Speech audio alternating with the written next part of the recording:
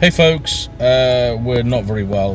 Both of us have got horrendous kind of virus of some kind, but we're going to go birding anyway. We're having a little mini adventure. We're going to go and look for the last diver on our British list.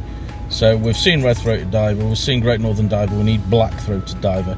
So we're off to Crosby Marine Lake to see if we can find it. Before we start, I'm going to give you a quick rundown on the three British divers, starting with the Great Northern Diver, or as you guys on the other side of the Atlantic call the common loon. This species doesn't breed in the UK, but it does visit in winter, usually to coasts or large inland waters. The second of the three divers is the red-throated diver, or red-throated loon.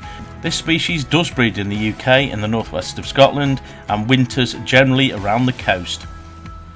And the bird that we're looking for today is the black-throated diver, or Arctic loon. These again breed in the northwest of Scotland and are a little bit rarer than the other two in the UK. We heard some information that one was reported at Crosby Marine Lake in Liverpool, so even though we're full of germs and lurgy, we decided to jump in the car and take a short drive through the Mersey Tunnel.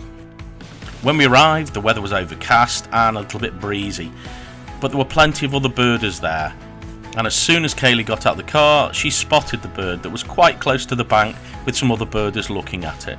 By the time I'd got my camera out the car and got down, I only got a short little bit of footage as the diver was moving quite fast and, well, diving a lot. Pretty quickly it was spooked by a boat that went past at quite high speed and it was lost to sight. I decided to move around the other side of the marine lake to see if I could find the diver along this boardwalk. En route I saw plenty of black-headed gulls, most of them sitting on boats, a few of them in the water. Before long I saw a dark shape pop up, but unfortunately it wasn't the diver we were after, it was a fishing cormorant. But thankfully, at a distance, the black-throated diver made a brief appearance at the far side of the marine lake. It kept diving under again and again and going quite some distance. Eventually it started coming a little bit closer to where I was stood. By this point Kaylee had already gone back to the car because she was feeling really lousy, so I headed back, also not feeling so great but happy in the knowledge that I'd got my last diver on the British list, the black-throated diver. Hey folks, success! We found our black-throated diver. It was showing well at some points and not so well at others. It was pretty mobile around the marine lake, but we saw it. So that is our last diver.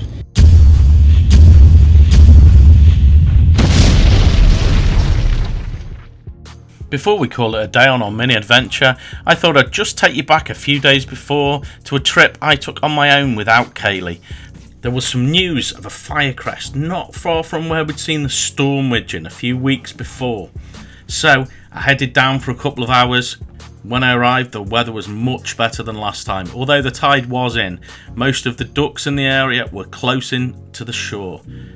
They were mostly widgeon and pintail. I didn't spot the American storm widgeon we'd seen on the last video, but I had some great views of the other ducks here, like this lovely teal. There was so many pintail up close, which is something I don't see too often. This pintail getting a slight photo bomber by a redshank that's walking behind it. Following my walk on the shoreline, I walked into some woodland, hopefully looking for a firecrest that had been spotted. I did bump into this lovely red squirrel and one of our subscribers, who was lovely to see. I chatted to him for quite a while and he was a gentleman. Unfortunately, I didn't spot the firecrest, although I looked for quite a while. I did see this lovely great spotted woodpecker, and the ever welcome jay flew over and landed behind some branches. So I got a little bit of footage of him as well, which was awesome. Now it was time to go home, but on the way home I decided to yet again visit the group of waxwings that's been feeding in a little village near Llandulus. When I arrived, there were a few feeding quite close to the road, so I was able to get the best footage yet of these birds. After about 10 minutes they flew off, but I found them again as I was driving out of the village sitting high in a tree.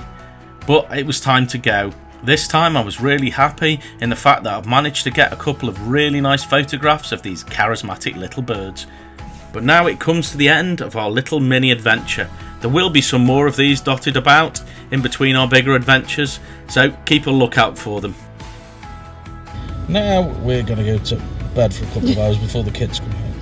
So thanks for watching. Please like, Please subscribe. and please press the notification bell. We'll see you soon.